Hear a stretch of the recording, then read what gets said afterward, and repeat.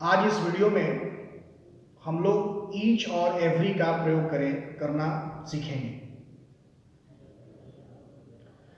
Each और every है क्या?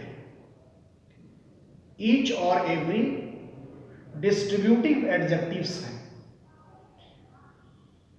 इनका प्रयोग डिटर्मिनर्स के रूप में सेंटेंसेस में किया जाता है। तो आइए हम लोग आज जानते हैं कि ईच और एवरी का प्रयोग कब किया जाता है। देखिए, जब पहली बार कि जब हम दो की बात करते हैं, दो व्यक्ति की या दो वस्तु की बात करते हैं, या दो से अधिक वस्तु या व्यक्ति की बात करते हैं, तो हम लोग ईच का प्रयोग करते हैं। Example, each of the two boys knows knitting. Each of the two boys, दोनों बच्चों में से प्रत्येक। तो यहां कितने बच्चों की हम लोग बात कर रहे हैं? दो बच्चों की बात कर रहे हैं। तो जब दो की बात हो तो वहां पर हम लोग ईच का प्रयोग करते हैं। दो से अधिक की ही बात होगी संख्या में, तो हम लोग ईच का प्रयोग करते हैं। लेकिन दो से अधिक की केवल बात हो, दो उसमें शामिल नहीं है। एवरी मैन ट्राइज ट्वाइस, हर व्यक्ति दो बार प्रयास करता है। तो यहां पर व्यक्तियों की संख्या कितनी है? दो से अधिक है। तो जब दो से अधिक है तो वहां पर एवरी का प्रयोग किया जाता है। एक अगला उदाहरण लेते हैं। हर विद्यार्थी को एक डिक्शनरी रखना चाहिए। Every student should keep a dictionary. तो इस वाक्य में विद्यार्थियों की संख्या दो से अधिक है, तो यहां पर हम लोग एवरी का प्रयोग कर रहे हैं। Every student should keep a dictionary. अगला example, we want every child to be happy. हम चाहते हैं कि प्रत्येक बच्चा खुश हो। तो बच्चों की संख्या दो से अधिक है, इसलिए वहां पर हम एवरी का प्रयोग कर रहे हैं। इस प्रकार स्पष्ट हुआ कि जब दो या दो से अधिक की बात करनी हो, इंक्लूडिंग टू और more than two, including two मतलब ईच की जब बात करते हैं आप, तो उसमें दो भी शामिल होता है और दो से अधिक 3, 4, 5, 6 भी शामिल होता है। लेकिन जब आप एवरी की बात करते हो तो उसमें दो से अधिक तो शामिल होते हैं, किंतु दो शामिल नहीं होते। So it is clear that if you have to talk about two only, then we use distributive adjective each. When we have to talk about more than two, we can use each and every both.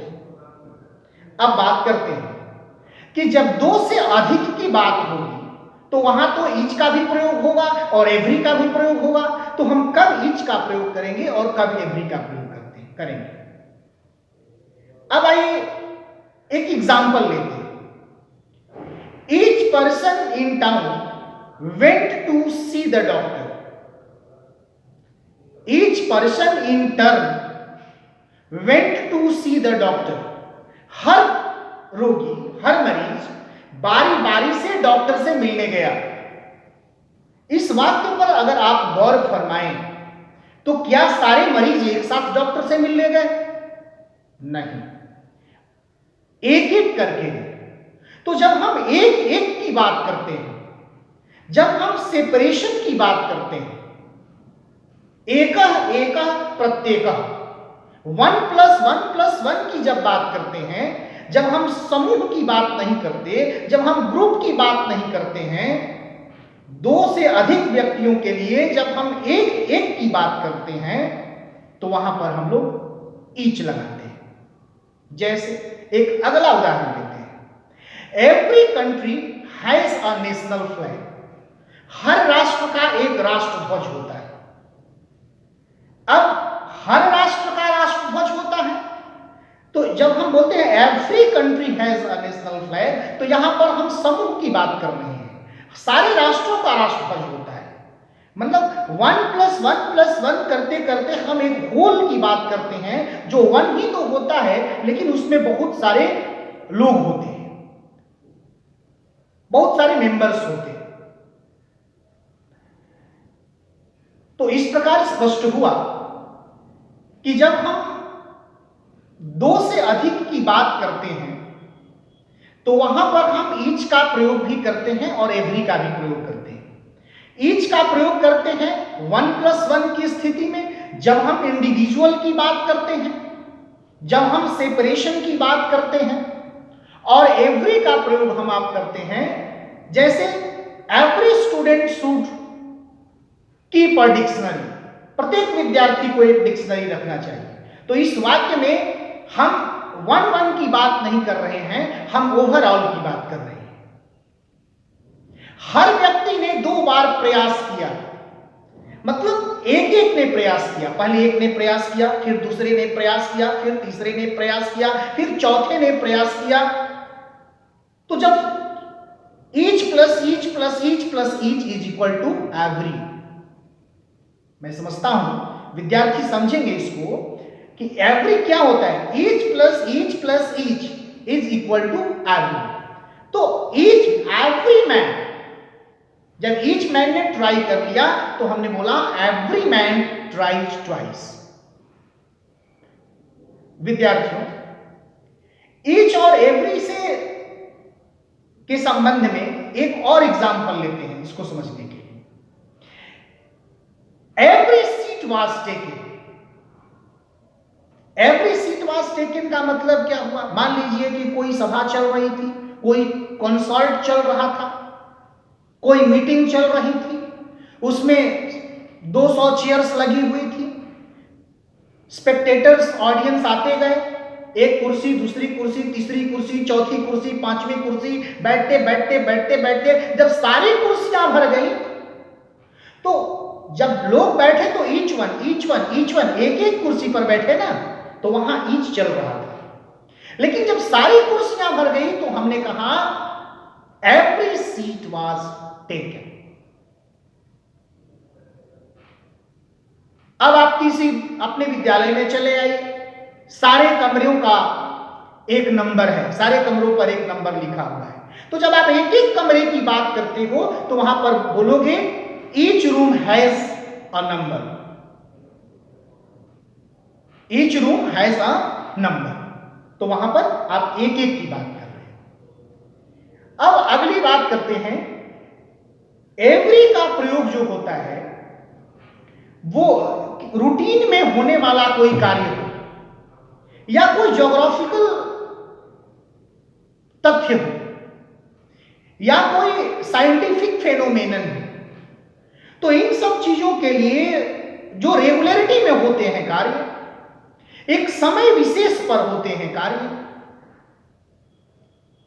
जिनका समय निश्चित हो, एक routine में होता हो, उनके लिए हम लोग एवरी का ही प्रयोग करते हैं। जैसे it went every day during my holidays, मेरी छुट्टी के दिनों में प्रतिदिन बरसात हुई। तो प्रतिदिन रूटीन में हुई, रेगुलर हुई, तो इसलिए यहां पर ईच डे नहीं बोलेंगे, एवरी डे ही बोलेंगे, ईच का प्रयोग नहीं करेंगे।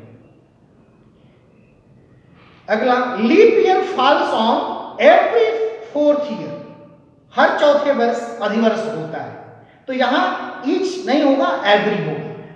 लास्ट देखेंगे, he came to see us every 3 days, हर तीसरे दिन वह हमसे मिलने आता है। तो चूंकि हर तीसरे दिन आता है, रेगुलरिटी है, एक रूटीन की बात हो रही है, इसलिए यहां पर ईच का प्रयोग नहीं होगा, एवरी का प्रयोग।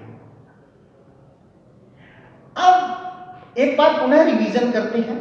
ईच और एवरी डिस्ट्रीब्यूटिव एडजेक्टिव्स हैं, इनका प्रयोग एक नाउन के पहले डिटर्मिनर के रूप में किया जाता है, और एवरी जो है वो सेपरेट सेंस को लेकर आता है, इंडिविजुअल की बात करता है ईच, लेकिन एवरी जो है वो ग्रुप की बात करता है। ईच की तुलना में एवरी का प्रयोग ज्यादा अच्छा माना जाता है।